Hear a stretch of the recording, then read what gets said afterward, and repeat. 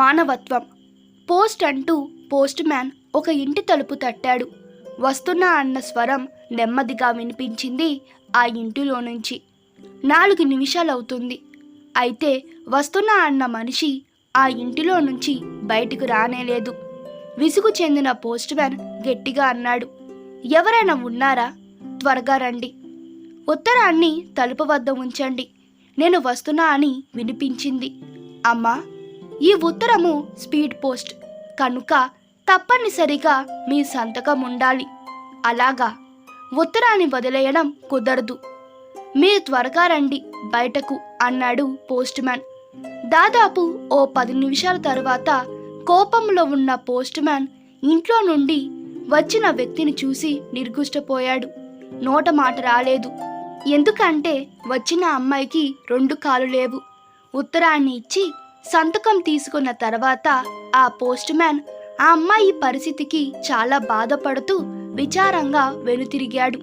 ఇలా కొంతకాలం గడిచింది. ఆ ఇంటికి ఏ ఉత్తరం వచ్చినా ఓ 10 నిమిషాల పాటు వేచి ఉండాల్సిన పరిస్థితిని అర్థం చేసుకున్న పోస్ట్ మ్యాన్ అలానే వేచి ఉండేవాడు. అయితే ఓసారి ఉత్తరాన్ని తీసుకోవడానికి వచ్చిన ఆ అమ్మాయి పోస్ట్ మ్యాన్ కాళ్ళ వంక చూసింది. అతను కాళ్లకు చెప్పులు లేకుండా ఉద్యోగం చేస్తున్నట్లు ఆ పాప గమనించింది. పోస్ట్ మ్యాన్ ఉత్తరాలు ఇవ్వడానికి వచ్చే సమయంలో అతని పాదముద్రలను కొలిచింది, అతని పాదాల సైజు తెలుసుకోవడానికి. ఆ అమ్మాయి ఇచ్చిన ప్యాకెట్లో ఒక జత చెప్పులు ఉన్నాయి.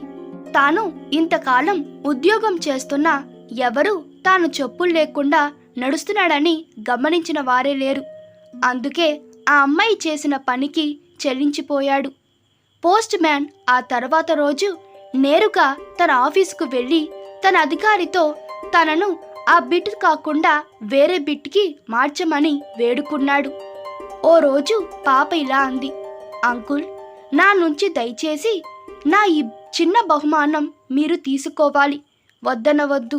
అమ్మాయి, అంకుల్, మీరు తప్పక తీసుకోవాల్సిందే అని అనడంతో ఆ బహుమతిని తీసుకొని ఇంటికి వెళ్ళి ప్యాకెట్ని విప్పి చూశాడు. చూసిన మరుక్షణం అతని కళ్ళ వెంట కన్నీళ్లు ధారపాతంగా కారుతూనే ఉన్నాయి. ఎందుకు అలా అడుగుతున్నావు అన్నాడు పోస్ట్ మాస్టర్. అతని కళ్ళల్లో మళ్ళీ కన్నీళ్లు సుడులు తిరుగుతున్నాయి.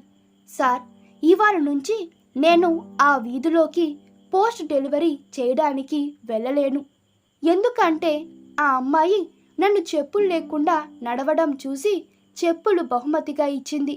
కానీ కాలే లేని ఆమెకు నేను కాలు ఎలా ఇవ్వగలను? ఇతరుల బాధ, అనుభవంలోని సున్నితత్వాన్ని అర్థం చేసుకోవాలి. అదే మానవత్వం అంటే. అది లేకుంటే మానవత్వం సంపూర్ణం కాదు. ఈ కథ మీకు నచ్చినట్లయితే మీ అభిప్రాయాలు కామెంట్ తెలపండి. Please like, share and subscribe to my channel. Thank you.